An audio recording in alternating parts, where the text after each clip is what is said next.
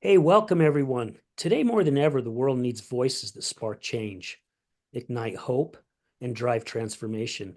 Change doesn't happen in isolation. It happens when individuals choose to step forward, speak up, and take bold action. Whether you're leading a global movement or making a difference in your own community, your voice has power. In this podcast, we aim to amplify those voices, share the journeys of resilient change makers, and inspire each of you to recognize your potential to impact the world. Let's create a ripple effect together. This message taps into the concept of collective empowerment and emphasizes the significance of individual contributions in driving social change. Welcome to another episode of The Other Side of Addiction. I'm your host, Al Richards, and today with our lovely guest, Alex Jeffs-McRae, we are going to be talking about really her recovery and how life is just great today. So, Alex, thank you so much for taking time out of your morning, especially the day after Thanksgiving. I hope you didn't have any Black Friday shopping planned, but again, thank you for being here. No. Yes, of course. I'm super excited to be on this podcast and just our small interactions. I love what you do and even just what you just resonated with in that your intro saying helping people find their potential. I just want to say that I love that. That's what I hope to give people in telling my story today. Well, and I'm sure you will. I was going over your bio and I heard a little bit about you from, oh my gosh, I only met him that once at the event down there at Fit to Recover. I think it was Robert was his name. Is that who it was? Robert, He gave you my card. was it And Ramsey maybe it was, I don't know, or Colt? a big Colt. That's who it is. Yeah, Yeah, Colt. big soft teddy bear dude. Yeah. Yeah, he is. He Yeah. really is. My friend Brooke and I went to an event that my good friend Nick Tiffany Nakarado was holding there, and Tiffany. it was a break-free event, and I met Colt. And what was funny is my friend Brooke walks in, and she knows Colt. They went to high school together. Okay, so that's who knew him. Yeah, so that was really cool. Then he was telling me about you at the end of it, and I'm like, oh my gosh, if she's willing to tell her story, here's my card. Yes, that was, I know, it just was meant to happen. I love that. Yeah. So tell our listeners a little bit more about your life. I mean, let's get into, where life is taking you and where it's at today. So where my life today is honestly not where I had envisioned when I was younger, especially the route that I took to get here. But today my life is really, really good. Uh-oh, I lost you. Years. Okay.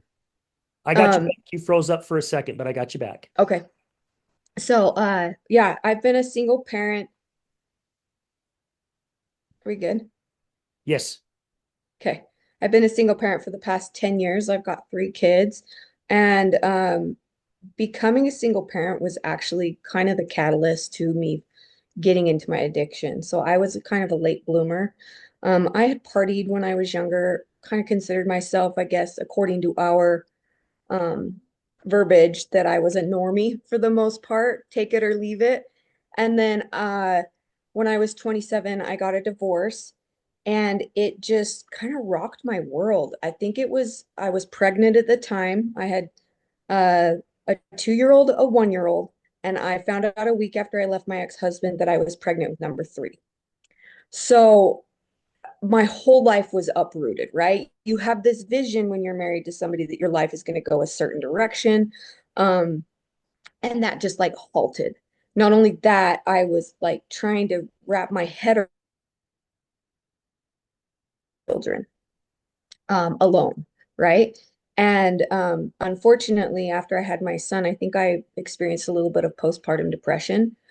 And that, and some choices I made with getting in touch with an old ex. His solution to his problems in his life at the time was drugs. And that kind of became my solution because it was a familiarity from what I used to escape in my life when I was younger. So it became like an escapism from my reality. And I don't know if you've ever had anybody in treatment, or at least for me, when I went to treatment in 2019, they wanted us to label our addiction. And mine became escaping my reality because it was so hard being a single parent. So, Yeah.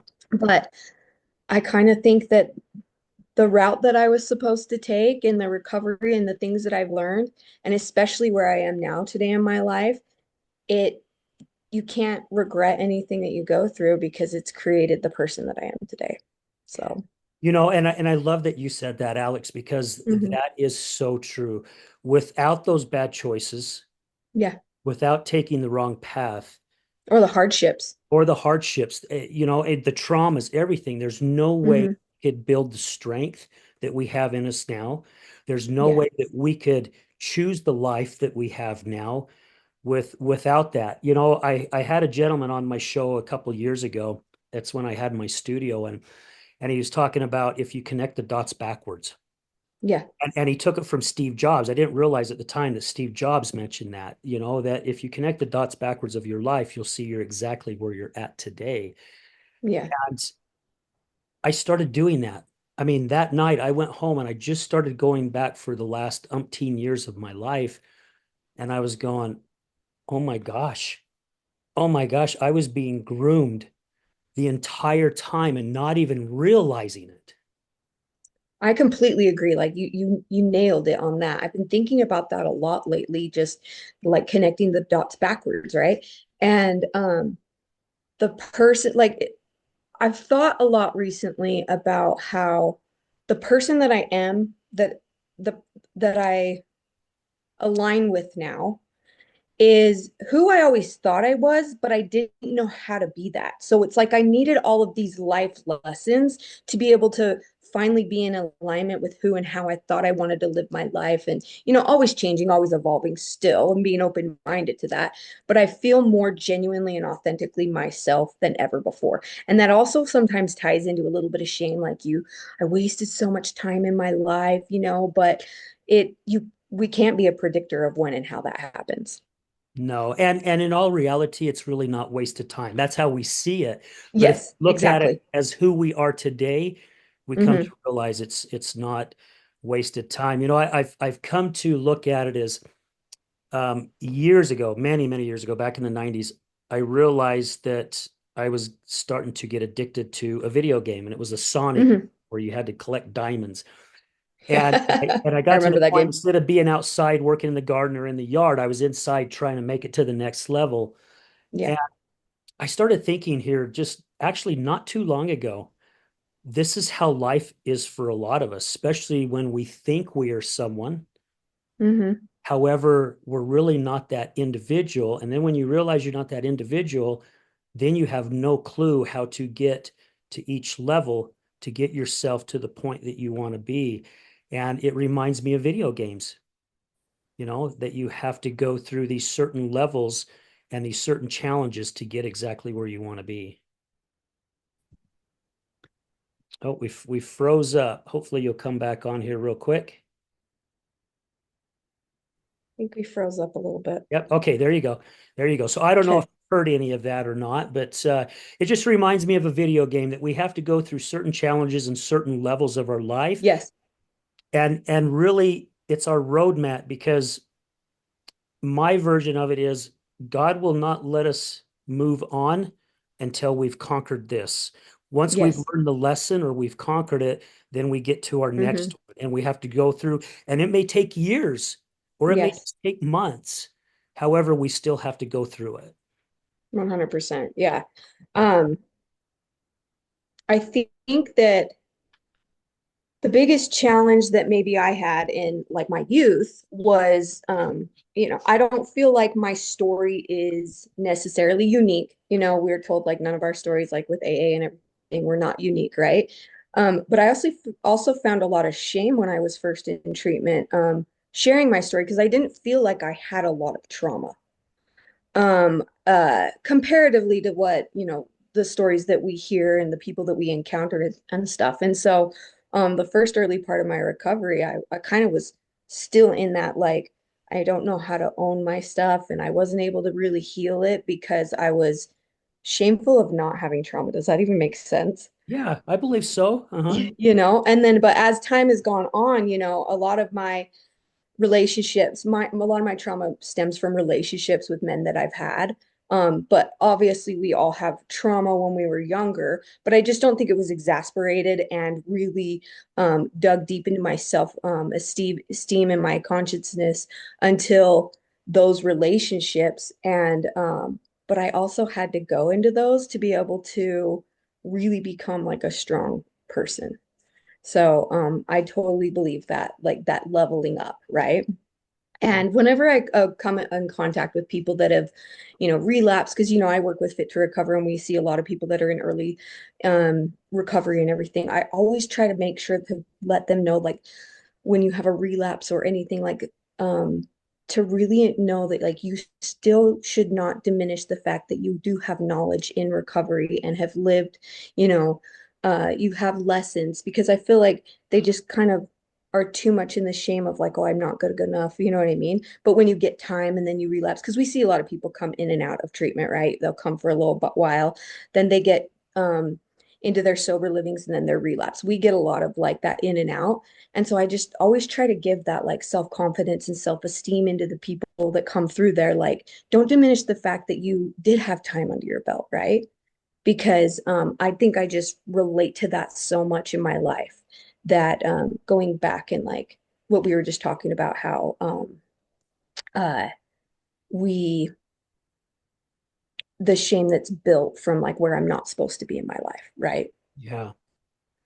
Yeah. And I'm sure you know this. When or if and when a relapse happens, again, we throw that shame on us, and we've already felt shameful in the beginning, right? And then we Yeah. start going through the recovery, and then we fall back on that. And whenever I hear someone say that, it reminds me of a guest that I had. Oh my gosh, he was probably maybe like around my 20th show or 30th show. And he battled porn addiction for 2 decades Okay. at the age of 13. And they use the same type of verbiage as all the other addictions, using Yes. and things like that. And he was on a business trip and he had decided that he couldn't beat this thing. And so while his family was back here and he's out of state, he decided he was going to commit suicide. And he remembers driving to this bridge and he was going to jump off this bridge. And he remembers saying a prayer before Mm-hmm. he decided to do this. Mm-hmm. Comes from a family that's very Christian, and he knew it's not the right thing to do. However, he felt this was the only way he was going to beat it, was to take Yeah. his life. Mm-hmm.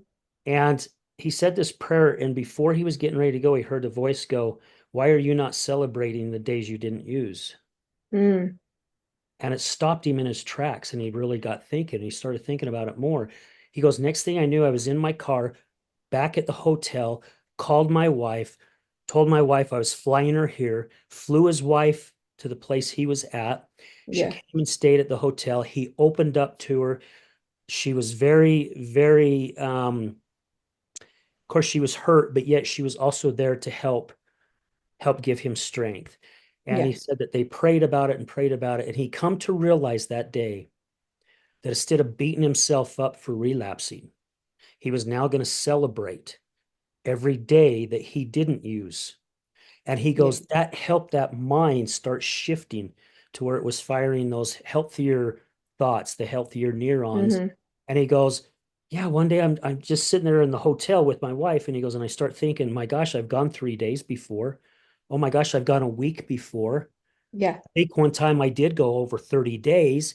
And he said, so he started looking at it that way. And he goes, I still slipped here and there. But he goes, Mm-hmm. the days got longer and longer and longer and longer.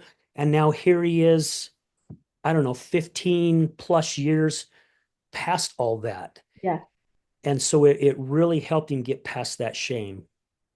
Yeah, that so while you were saying that, it popped into my mind when I first actually started working for Fit to Recover. So, I got out of treat. So I came to Fit to Recover while I was in treatment. I went to ARDU, and my last relapse a few couple years ago, and I was introduced to Ian and all of that, and he was just like, keep showing up, right? And I share this often, but we hear so many times in our lives, many of us, oh, you're wasting your potential, right? we've heard that a million times. And I used to get so annoyed by that because I don't know, it just never resonated well with me. And he was just like, I see something in you. And it was like the first time in my life I actually heard it. And come to find out, he tells that to everybody. So I definitely wasn't unique. But but there's something important about that, right? That he sees people and he sees the potential in people, and I love that about him. But so when I first got hired with Fit to Recover, I was 90 days sober. And looking back, I'm like, what were they thinking, right? And I remember going into my very first meeting, and there was another employee that was working there, and they were like, "Oh, so like, how long clean do you have her?"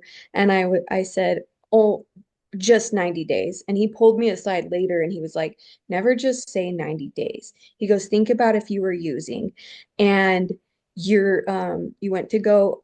Pick up, or you needed to go to the liquor store, or whatever your drug of choice is, and they were like, okay, we can get you some, but you just have to wait 90 days.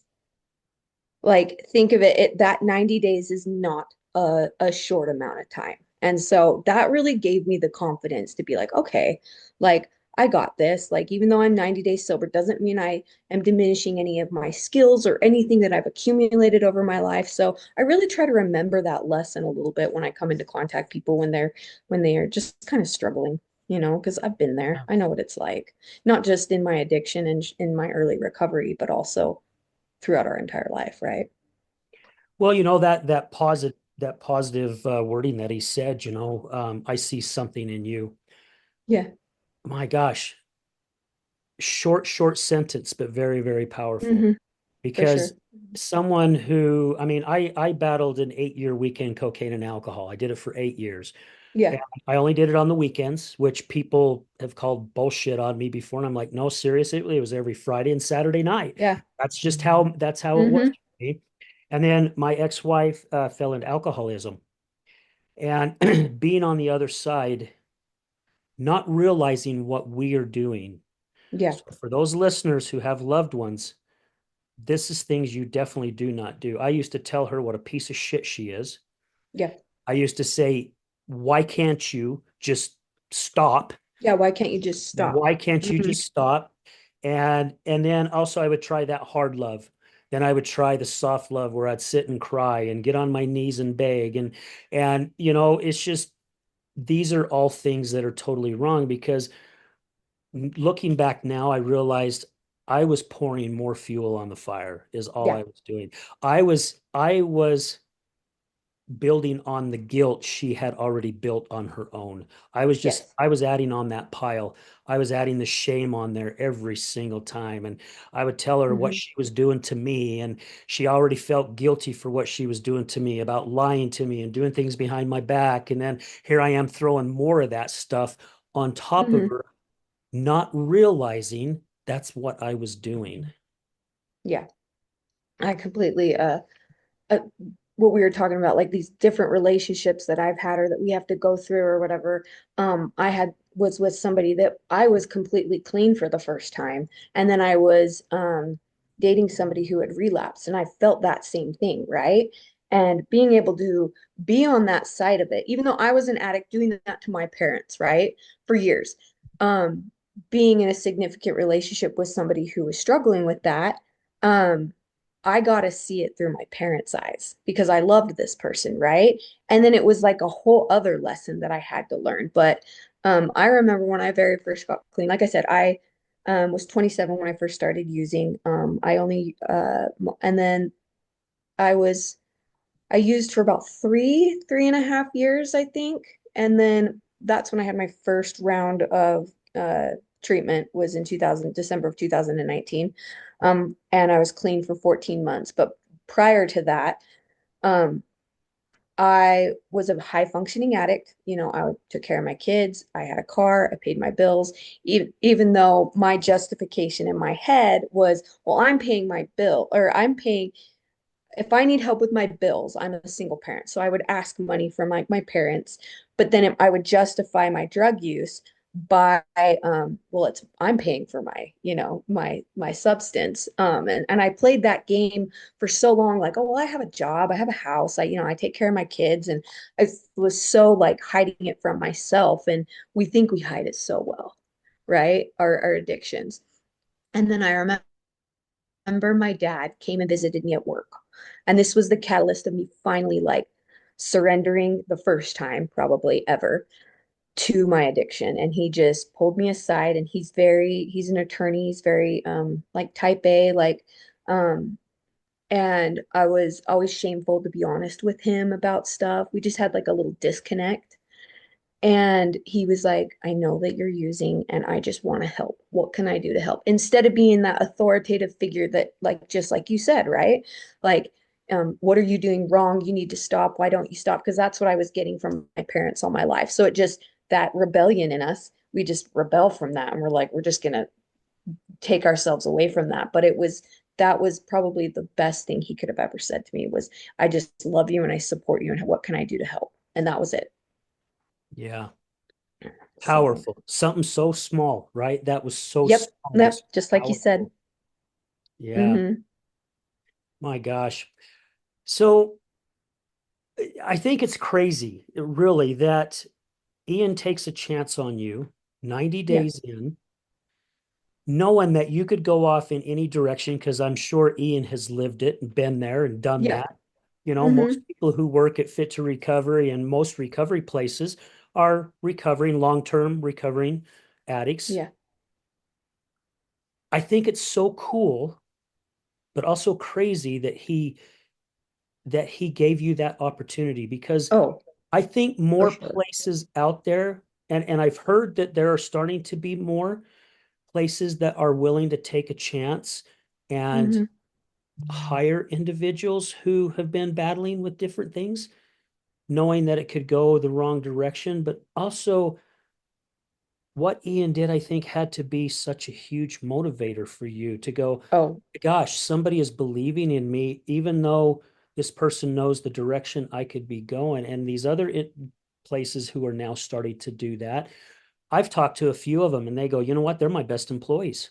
I can yeah. always count on them. They're always on time. They're always here. And yes, we've had some that have been that way. And then next thing you know, they disappear.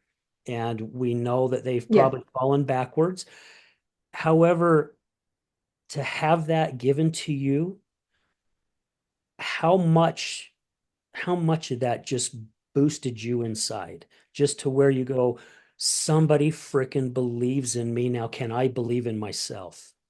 Yeah. I really think of him as being like my very first like real mentor because yes, he took a chance on me. And I thought like looking like you just like you said, like looking back at it now, I'm like, he's freaking crazy. But it's also allowed me um uh to believe in myself, right? It gave me the when somebody else believes in you wholeheartedly. And again, back to that shame, right? We're shameful in those early days, right? And it was just like, yeah, let's just see what you can do. Like let's do this.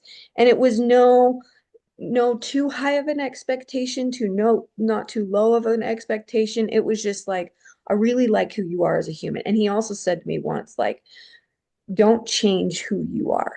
Like, just be the best version of you. And so, just again, those small things that people say. And um, maybe it wasn't like we talked about, maybe it was in me the whole time and it took him, or maybe it was just divine intervention in the timing of me actually, like, in my life, it was time for me to kind of get my shit together.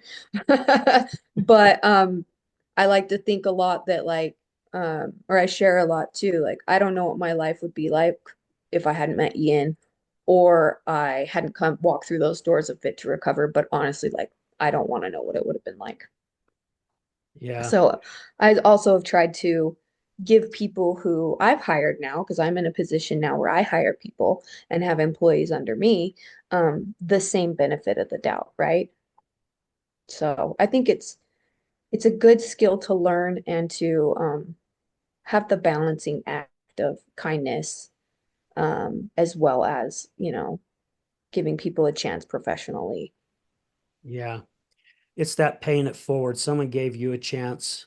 Yeah. You're willing to give that other person a chance. for sure. Yeah. Do you still keep pretty tight boundaries though for yourself? Oh yeah, that's one thing I had to learn the hard way, right? Throughout my life.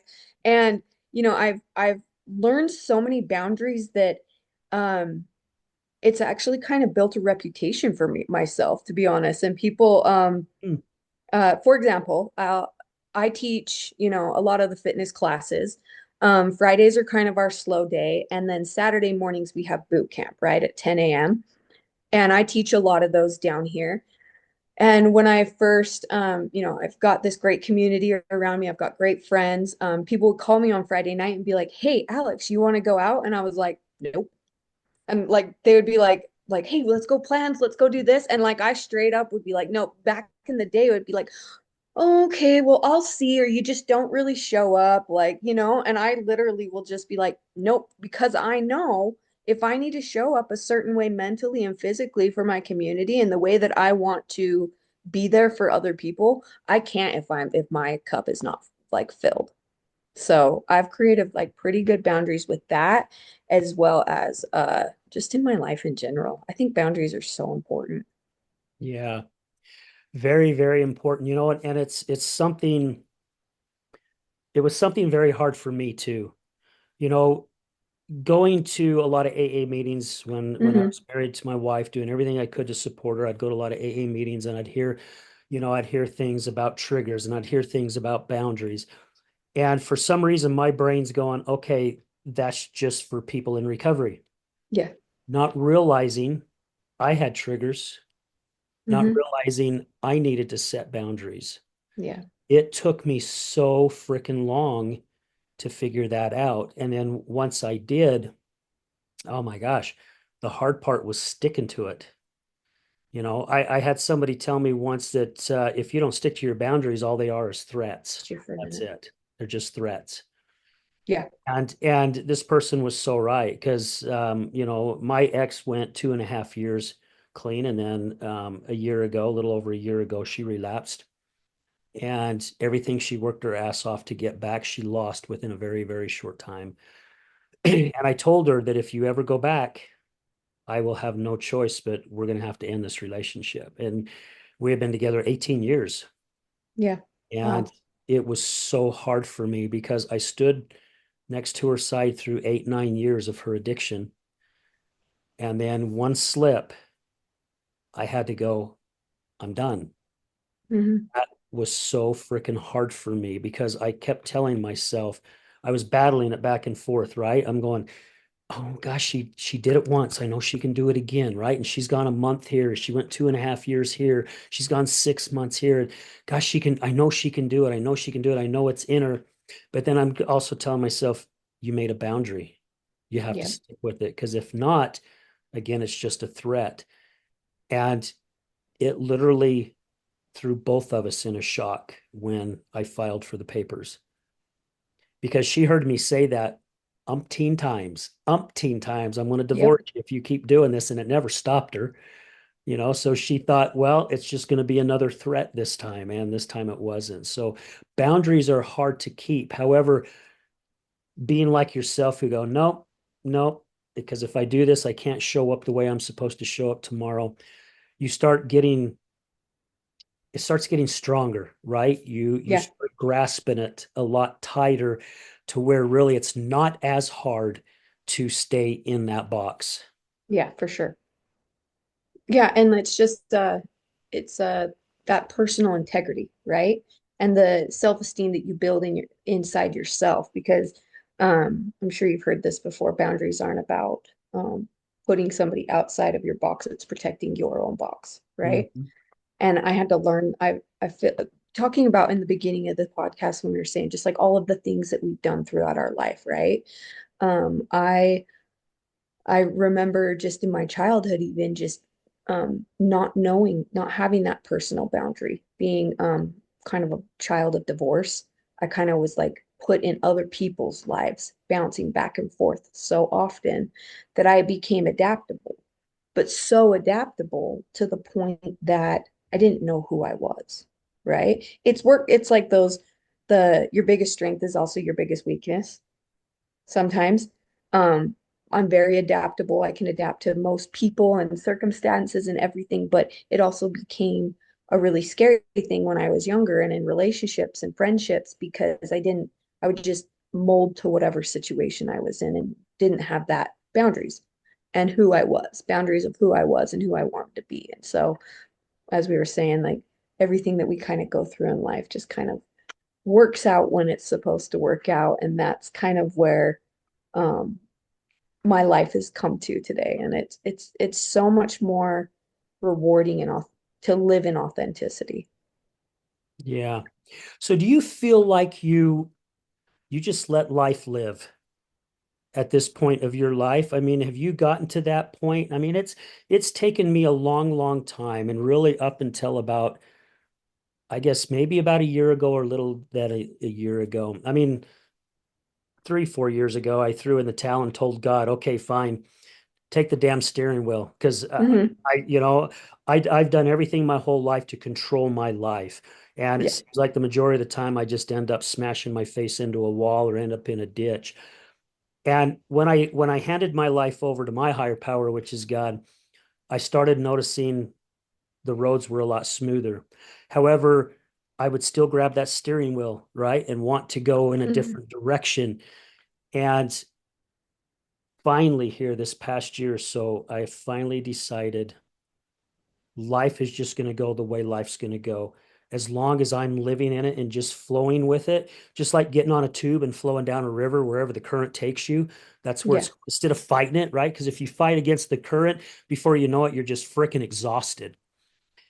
I And think I have not quite embraced that balancing act yet. okay, I well, think that is a continual thing for me. Uh I have anxiety, I like to control the situations, or I think I do, and I obsess over certain things, and it's a constant ebb and flow between like letting go and when you let go, you're like, oh, how come I can't learn this lesson yet? So that's probably what you're talking about. You kind of like dealt with that. So that gives me hope that maybe one day I can be where you are because I'm not there yet, definitely. well, I'm not saying I'm there 100% yet, Alex. But I have definitely made that change. And Yeah. and it's crazy because I still find myself again wanting to grab that steering wheel. Yeah. And I just have to know, it's not for me to do. You know, Hmm. life has taken me where it's taken me. I've made a ton of wrong choices, just like every single one of us that's out there. I'm doing my best now to evaluate when something that doesn't make me happy. I do my best to evaluate it and evaluate my feelings and my actions. And if I do make an action, then I have to sit in it and think, okay, what was the lesson behind this? A buddy that I used to work with quite a bit, he was an electrician when I was doing remodels in homes, and we started talking about the message in the mirror. We had this mirror. We're remodeling this home, and this homeowner Hmm. wanted to keep this mirror.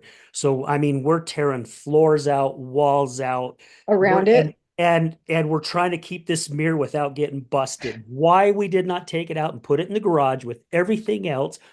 But again, I think there was a reason behind it because our conversations would come up based around that freaking mirror, and Hmm. we're talking about you look at yourself in the mirror and you're trying to figure out the lessons behind it. So he and I come up with this, we coined this phrase, what's the message in the mirror? And a lot of times we would use that Yeah. throughout the week. I'd say, hey Cap, what's your message in the mirror today? And he'd stop and start thinking about things, and then he would do the same to me. And it really, that short period of time really got us thinking more about our life and the direction that we're heading and what are the lessons behind things that happened. We'd come into work and I'd say, my gosh, this is what's going on with my ex. Oh my gosh, she's on the streets now. She's homeless. It's tearing me up inside. This woman who I was with 18 years, she's a beautiful person, and now here she is on the streets. And we're talking. He's like, "What's the message behind the mirror?" And it would stop me in my tracks and just get me thinking about, yeah, what is the message behind this? What is it that I can grab from Hmm. this that possibly can help her or also help me? Yeah.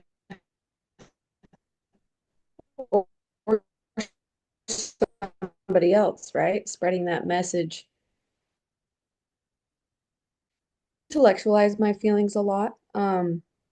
And I get into these like obsessive like ways of thinking. So that's when where you're saying like I'm like I don't know how to let that go. So I do a lot of journaling and you know tons of meditating. Like have to meditate at least once a day, if not more, because I struggle with that a lot. But one thing I adopted a couple years ago, and my kids do it now, which is so beautiful, is they say, I'm like, it's not a today problem.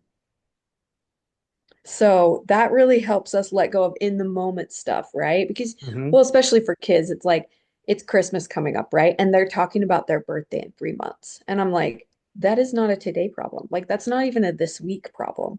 So, but the message in the mirror, I love little things like that because I need little reminders like that just to kind of keep me present, right? Um, so that I don't go um, out of control in my mind because I have a a quick mind that can kind of not necessarily get me in trouble, but I definitely have a hard time sometimes staying present. So part of my recovery is having as many tools under my belt that I can to keep me present. Yeah. Well, and we need those tools. We definitely need those tools. Um, it does make our life a lot easier to manage when we have those tools. Hmm. That is for Yeah. sure. So where do you see your life going now? I mean, with where you have come and really in such a short period of time, how you've built yourself and gosh, what word am I looking for? Just who you see yourself as an individual. Are you happy where you have gone? I mean, do you still see uh Alex still growing and a better Alex in the future? Oh, definitely. I think that is like the ultimate goal is just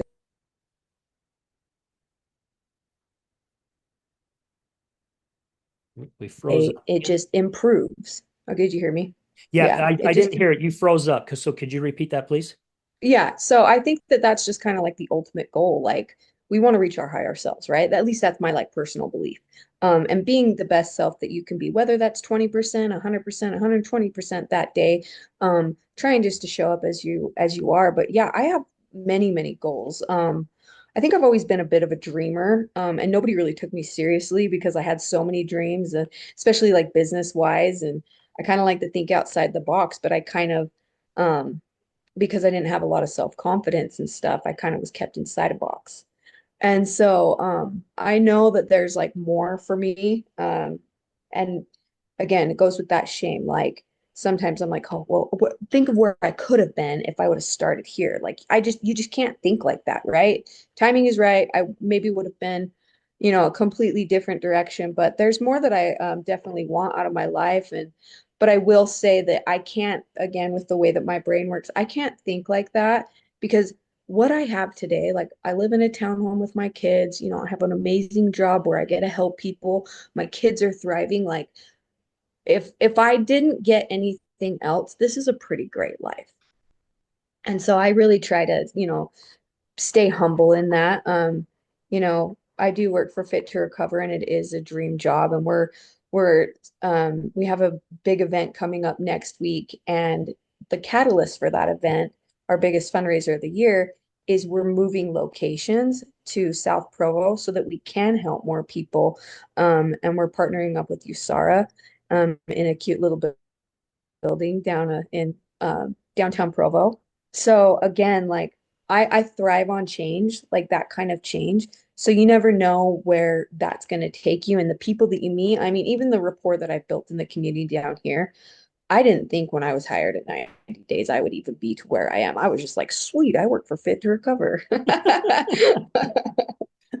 It's a dream job. I mean, I get to work out basically and hang out with people every day. Like, what Yeah. can, I mean, there's more to it than that, but if you break it down to the simplest pieces, like just helping people feel seen and safe and moving our bodies and our spirits, I mean, it's who could want for much more than that?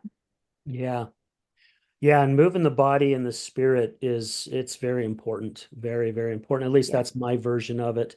I You know, believe that too.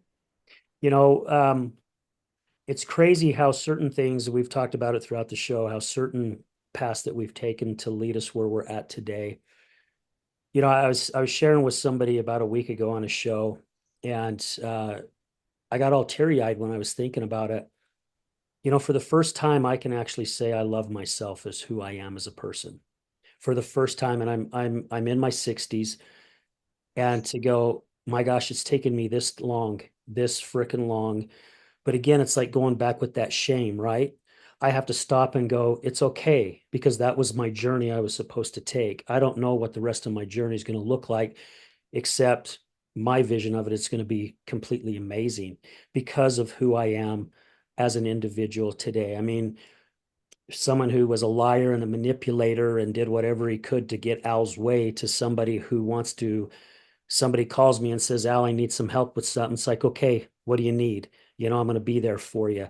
To be that whole different type of person, and knowing if it wasn't for all those hardships and everything that I've gone through in my life, I wouldn't be that today. Kind of like what you Nope. said, right, Alex? You wouldn't be 100%. who you are today if you wouldn't have taken those wrong paths. Yeah.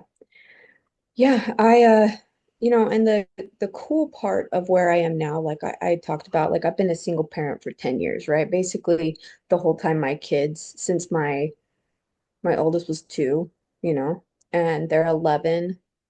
No, I always get my kids' ages wrong. And they're Right. So and do what I. grade they're in. I have a 12-year-old, an almost 11-year-old, and a 9-year-old. But the cool thing is that, being a parent in those early years, regardless if I had my addiction tied into those years or not, it's like you're in survival mode, right? So I've kind of just been in survival mode, you know, most of my life. But being able to get out of it and to reach recovery at such like a pivotal point in my life, age-wise and where I am now, the blessings that my kids are receiving from that is probably the biggest blessing I think that I've had, because I know that I resonate a lot with people who are single parents or struggle a lot with that, and finding their individuality and everything. And I feel blessed every day that I was able to find that in recovery. And, you talk about like, um, you saw the other side of it with your wife being struggling or whatever, but I feel like I wouldn't want to know what life would be like without having the tools that recovery has given me. It's just softened me and makes you think like a different perspective, and just having like humility for yourself and grace for other people. Like, um, I just find that like a beautiful thing to be a part of, to be honest. I would have to agree with you on that one, Alex, 100%. I've said many times on this show, I used to be the person that went downtown and would see the addicts and the unsheltered down there and make my comments under my breath, why don't you get your shit together and go Yeah. get a damn job and blah, blah, blah. Hmm.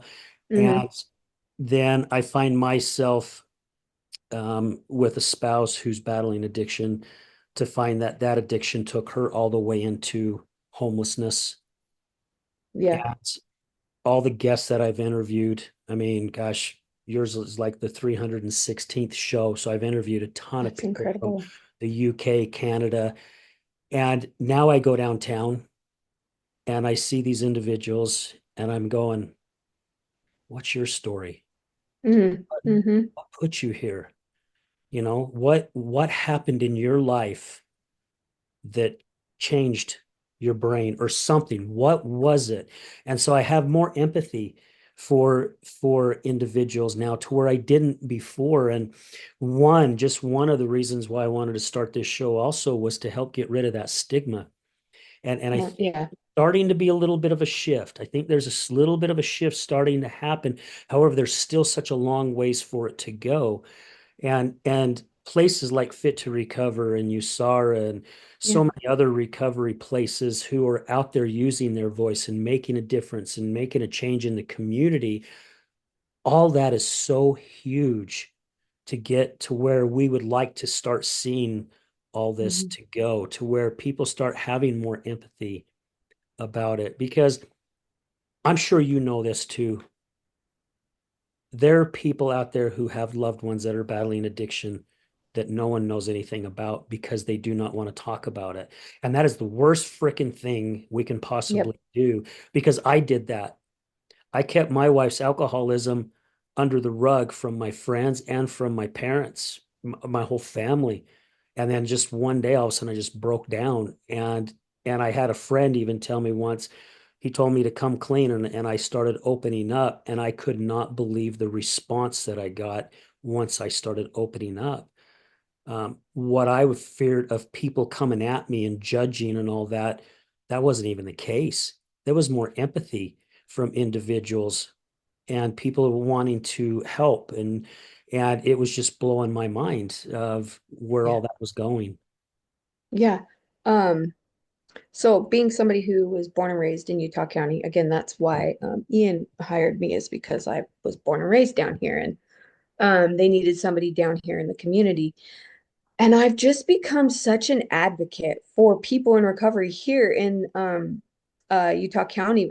I can't relate to or speak for how Salt Lake is just from what I've seen and everything, but that stigma you're talking about is still very relevant, not only everywhere, but really here in Utah County, there is a little bit more of like a disconnect. And with all of these uh, organizations, as I've done like service with and outreach, I just see. So what's really like set my soul and my passion on fire is bringing all of these places together because we all have the same goal. We want to help people, right?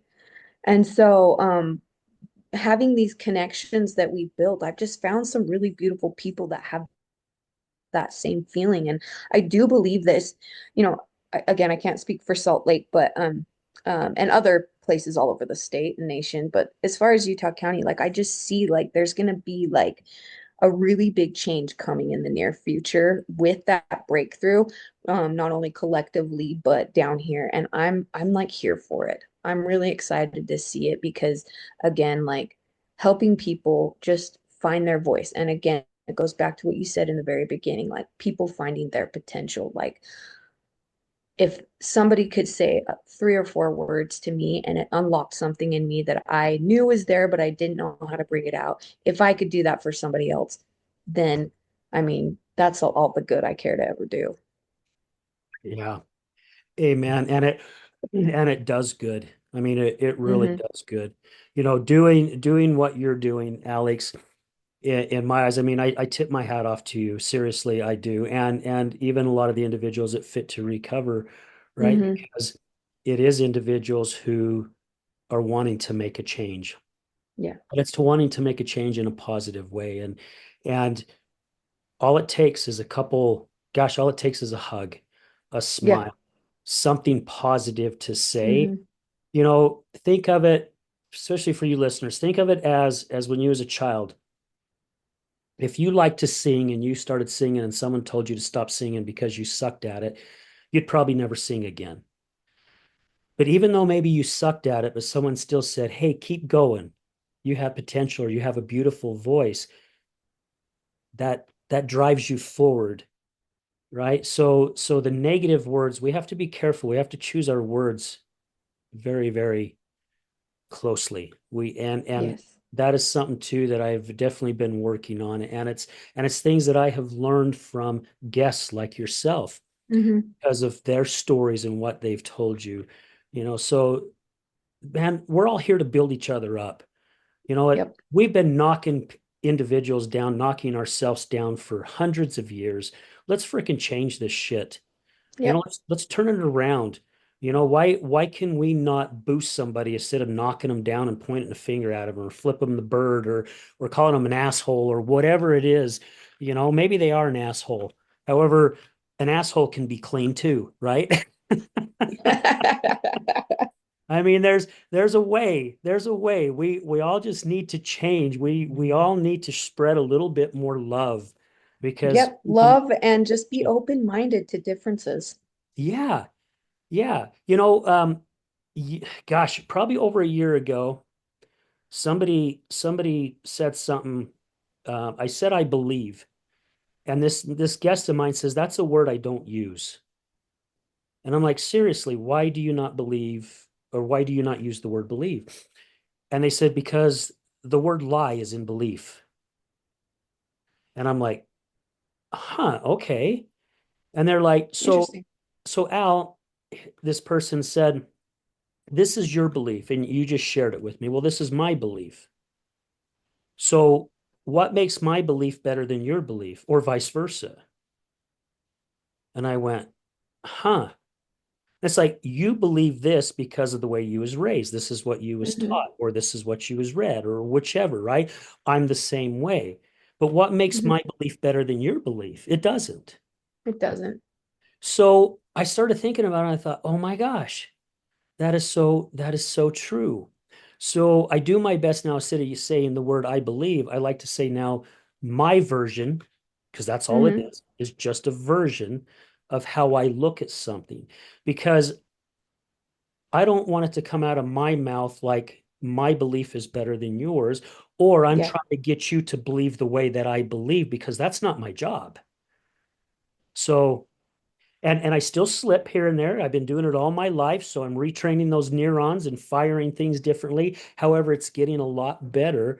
But that guest of mine opened my eyes, which all my guests do every single freaking week. It just opened my eyes even wider of what I need to be looking at out here, instead of, Yeah. I mean, Hmm. I want to look at love and be who I am as an individual inside too, but however, I also want to see things differently. And I also want to do my best to understand other people's versions, I guess. Yeah, because we grow and we learn and we adapt and we're meant to evolve, right? Mhm. And being stuck on one belief, that might not be your belief in a couple years, right? I mean, Right. I believed I was a hopeless addict, and I mean, I've proven to myself that that's not what I'm labeled, right? And I think that that perspective. And what was really big for me though is like what we talked about earlier, and integrity. I think finding what you value, right? Instead of like what's your beliefs, Mm. right? It's what do you value, and having integrity for those things, and owning those, holding yourself accountable. Again, builds those that self-esteem and that self-confidence, and just finding I'm just a big believer in authenticity, and being able to step into that and just being really genuine. And I think with all of those things that we just mentioned, kind of create that in a person. And I just want everybody to experience that. And I know they have their own journey, but if I Yeah. can, help in any way, that really is something that I find incredibly beautiful. Yeah, I would have to agree with you. You know, if I could, I got kind of a personal question here for you. Okay. Do your kids know what your past was like? I mean, because if they do, and I'm just kind of jumping forward, because if they Mhm. do, I have to say you finally broke the chain. Yeah. Yeah. So, for a long time, I did hide it from them. They were Mhm. really little in my addiction, right? So I was able to kind of hide it.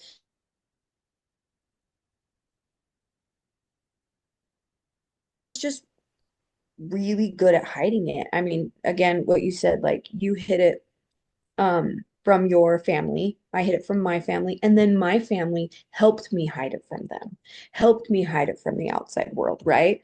And then this last time I had a relapse, and I got honest. I was doing step work. I remember the moment that I had the shift happen. For my whole life, or for the last 5 years or whatever, they would, whenever I'd go to treatment, I've been 3 times. Um, and they would say, I'd be like, "Oh, mommy's just at a yoga retreat," or "Mommy's just having a hard time, fighting with this ex or whatever." And but finally, I was working on step work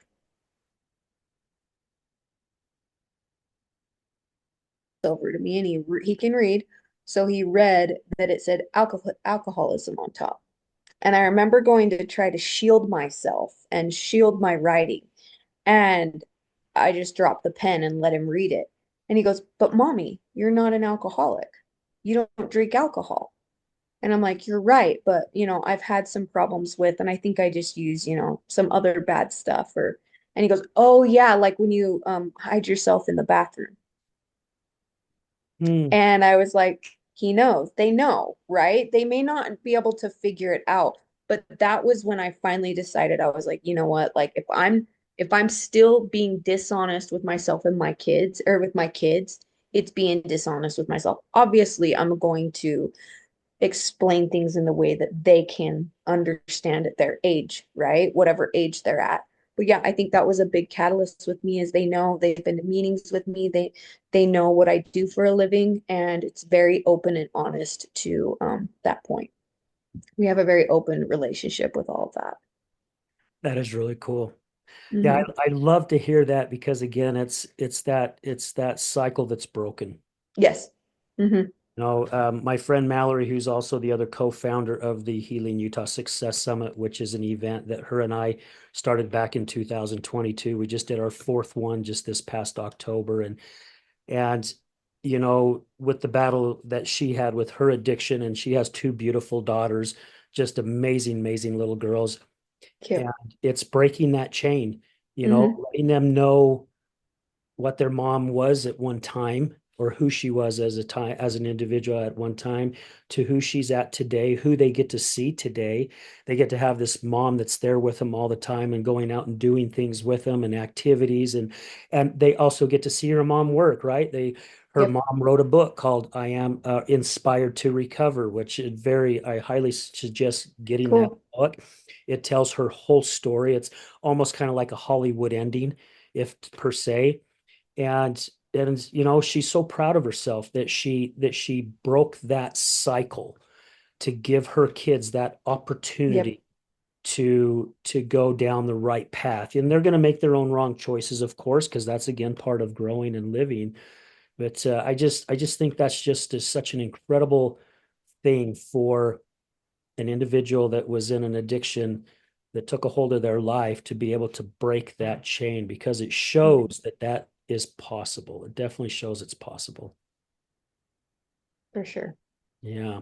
So as we wrap things up here, let our listeners know a little bit more about Fit to Recover. Yeah, so my favorite explanation of it that I've come up with is like a YMCA for adults in recovery. And there's really something for everybody, which is so magical about it. I mean, because of the word fit, right? People think that it's just fitness. We do have fitness classes. We also have a nutrition pillar, creative arts, and community service, because, we've done so much damage to our community and our lives. It's so important to give back. I love the service activities that we have. Colt, that you met, he's in charge now of our community service down in Utah County. And he's just, it's so beautiful to see him thrive in it and the community get behind it. And then creative arts, uh, you probably had other people on the show kind of talk about what we do for the creative arts. But down here in Utah County, I've kind of shifted it a little bit, because I've noticed people down here in Utah County really love the spirituality stuff. So like the arrow break that you did, right? Hmm. The breath work, we do outdoor stuff, and yoga classes, sound baths. That's kind of becoming the creative arts pillar for Utah County. We do have art classes, and we do karaoke nights and things like that. But really just listening to what the community needs, because Fit to Recover is about the community. It's the people that make it, right? We're just an organization that helps facilitate that connection. And we're moving here, like I mentioned, in about a month. And I just invite everybody, like 50% of the battle in anything in life and recovery and everything is showing up. So you could sit and talk to death about all the great things that Fit to Recover is, but until you experience it and see for yourself, like, it's just a magic unlike any other. And I know that sounds a little bit silly and tacky, but I will say that this community is really intimate and special. And obviously, I just love it. And I don't think it's a quirky way of saying, because I've heard other people who do a lot at Fit to Recover say the exact same thing. Yeah. I heard of Fit to Recover. Gosh, I was the director of member relations for the West Jordan Chamber of Commerce, and our chamber president, her daughter would go to Fit to Recover for the workout, Hmm. Yeah. and she never battled any kind of an addiction or anything like that. However, she found it to be very helpful with what she was battling with in her life, and Yes. talking to so many amazing individuals who went there to work out changed her life, changed her Hmm. perspective of thinking. So there is one here in Salt Lake, just so our listeners know. I'm sure a lot of our listeners already know that, but knowing that there's going to be one now in Provo. And I would say check it out. Even if you're not battling with any type of an addiction, these guys have open door policy. I'm pretty Yep, we sure, do. right? Just come on in and go in and meet some amazing individuals and hear some stories and open up, because I guarantee it, and this is a big word, but I would guarantee you will run into somebody that will change your freaking life. Yep, and just be prepared for lots of high fives because we have learned that high fives save lives. High five save lives. I love that. Yeah, I love that. Well, Alex, is there, gosh, we've gone an hour actually, and it goes by so fast. it Is does. there anything that you would like to share with our listeners? Do you have a positive thought, or just something that might be resonating with you right now that you'd like to share? I think we touched on so much of what I believe, and um, I just think that everybody needs to know and embrace that you are enough. And I know that's kind of thrown around a lot and a little cliche, but with everything that we go through in our lives, I still to this day have to have that reminder that, you are enough, I am enough, and just have some grace for everybody around us, including ourselves. I love it. Yeah, we have to love ourselves before we can truly love others. Hmm. Yeah. That is for sure. Alex, thank you so much for your time. Thank This you for this has having been me. an amazing show. Thank you for opening up and using your voice. It means a lot. And being vulnerable, right? Sharing a little part of things that you're not proud of your life, but you've accepted it and you're moving on and you're using that as your strength now. So that says a lot about you and who you are as an individual, your character, your integrity. So thank you for opening up and sharing all that with us. Thank you, Al. Thank you for having me on the show. I've had a blast, and you're just a wonderful person. So thank you so much for having me. Thank you. Thank you. Well, guys, again, thank you to all our guests, all our past guests, all our listeners. You guys, are the ones that's making this possible, are our past sponsors. My gosh, list can go on and on and on. You guys are the ones that's making all this possible. And I hope every single one of you guys had an amazing Thanksgiving, had a lot of love and smiles that was shared with family and friends. We're going to leave you with this as we do at the end of every show. Remember, addiction is giving up everything for one thing, and recovery is giving up one thing for everything. We're out.